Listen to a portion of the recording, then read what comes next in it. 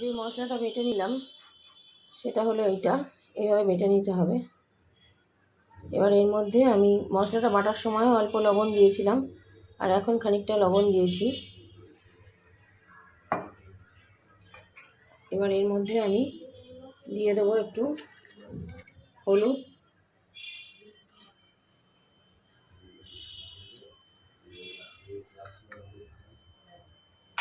আর একটু ইলিশ মাছ যেহেতু একটু কাঁচা তেল তো অবশ্যই লাগবে।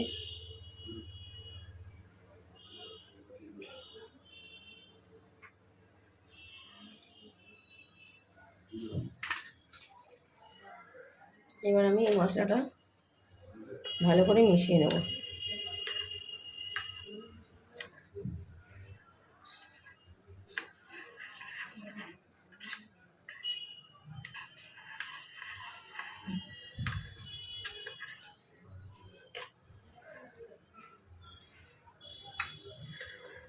এবার লাউ পাতাগুলো একটা একটা করে নেব।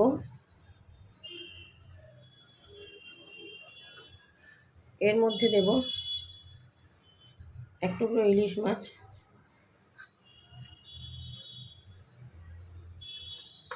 আর তার ওপর মশলাটা ভালো করে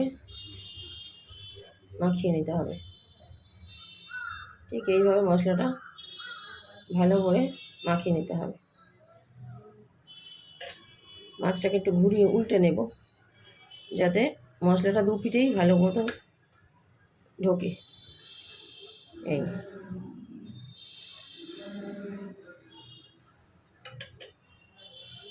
মশলাটা আমার একটু পাতলা হয়ে গেছে, আপনারা চেষ্টা করবেন আরও ঘন করে করতে, তাহলে জিনিসটা আরও ভালো হবে।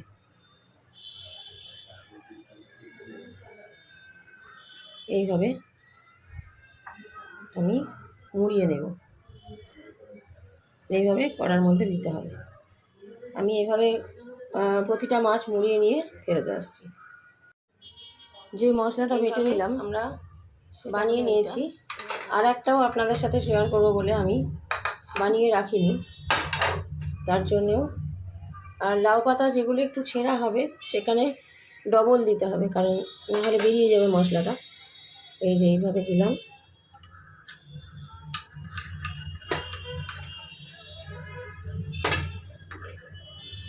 এইভাবে মশলাটা মাছের গায়ে একবার এপিট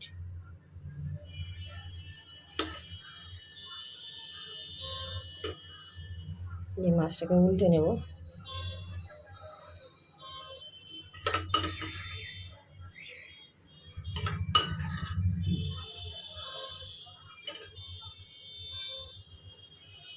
এইভাবে দিয়ে এবার এই আর একটা পাতার মধ্যে দিয়ে দেব।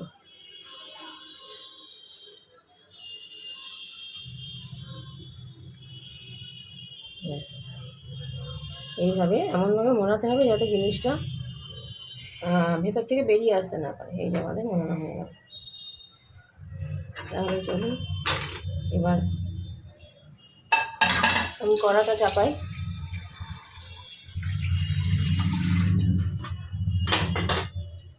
সরিয়ে নিয়ে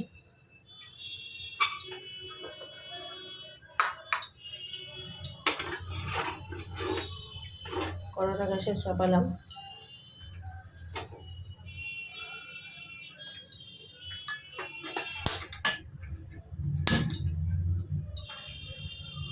জ্বালিয়ে নিলাম গ্যাসটা। আমি আগে থেকে একটু তেল দিয়ে রেখেছি কড়াতে।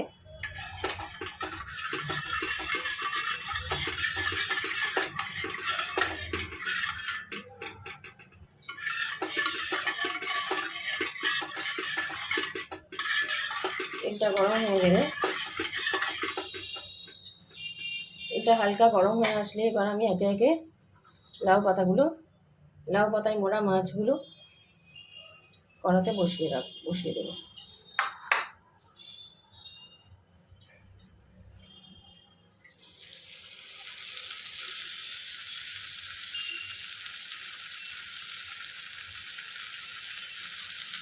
যেই সাইডটা আমি এরকম মুড়িয়ে নিয়েছি এই সাইডটা হবে উল্টো করে। এই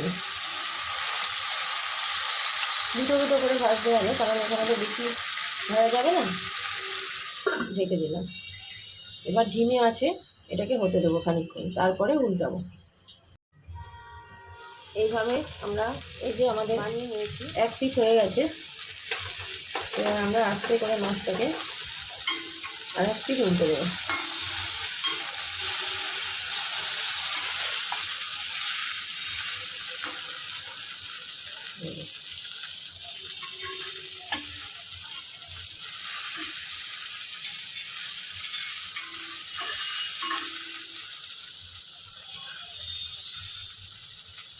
আবার একটু ঢেকে রেখে দেবো। ঢিমে আছে হতে দিলে কী হবে, মাছটাও গলে যাবে ভেতরে, নরম হয়ে যাবে, আর শাকটা তো হয়ে যাবে। লাউ পাতা তো আর টাইম লাগে না।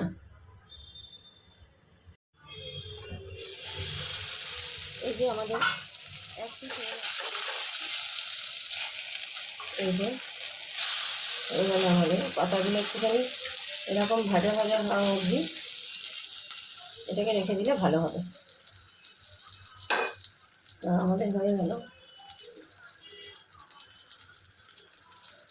এটা এবার তুলে নেব।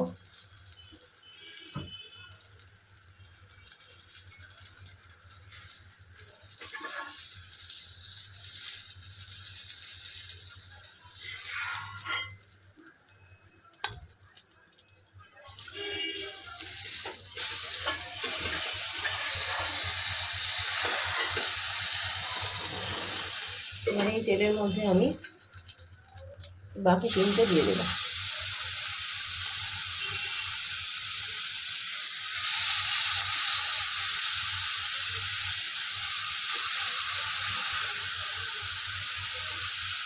একইভাবে এখন ঢেকে যাবে।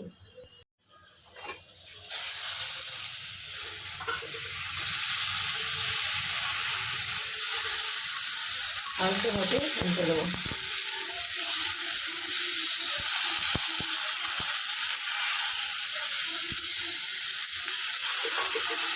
লাউ পাতা ভীষণ তো নরম, ওই জন্য সাবধানে উল্টাতে হবে যাতে ছিঁড়ে না যায়।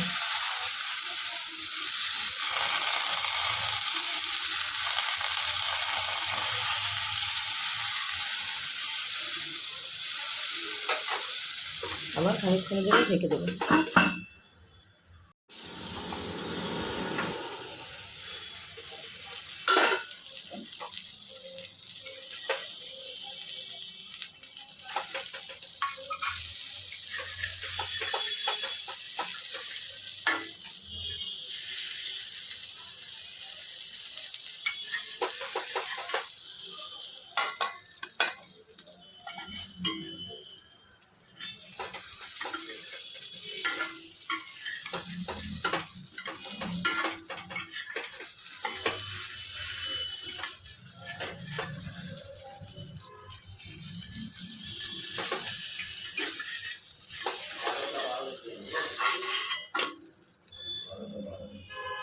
হয়ে গেল আমাদের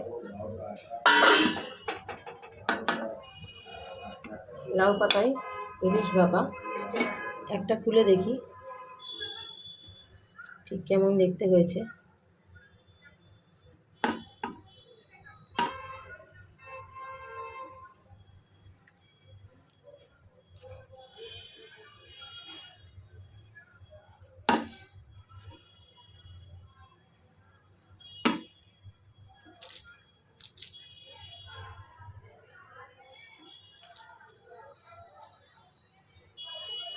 এইরকম দেখতে হয়েছে।